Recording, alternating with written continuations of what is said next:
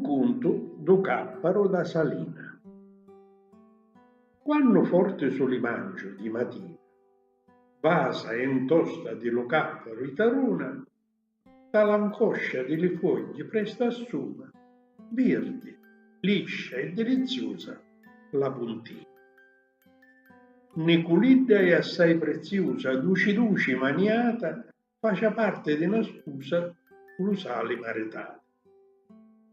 Ma la forza di sta terra che deriva da un vulcano, da giorna presto sferra la terribile potenza, che nutrice la puntina e ci cancia la presenza, e sta nobile crianza che è sto capparo menzano. Tunnuliddo di presenza, talosale senneria, tosto e forte di sostanza e lo mondo s'arricrea. Dalla testa diligenti, quello capparo è la fine, la sua storia qua finisce. Non c'è altro che dire, mentre invece nudo sape che lo meglio è da venire, perché i cappari menzani fanno poi le capparone. Sono principe di ghiotta, cardinale di insalata, generale di lagnotta e professori caponati. Poi gli dei che sono attenti alle cose di sta terra, dopo un giorno o due di prova fanno all'uomo la sorpresa.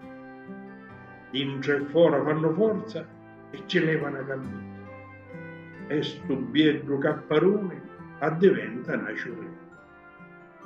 Biedro e delicato, di profumo e di colori, che ricrea lo creato e si face Dio d'amore.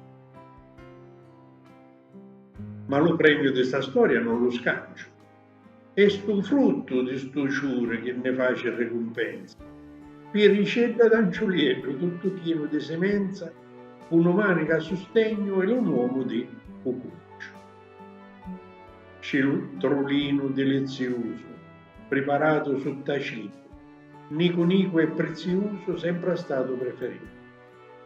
Ecco come la puntina e le cappare minzane, le grandiose capparoni e la splendida ciurera sono assieme alle cucunce per sta locca terretera, da semenza di sta pianta le magnifici guardiani.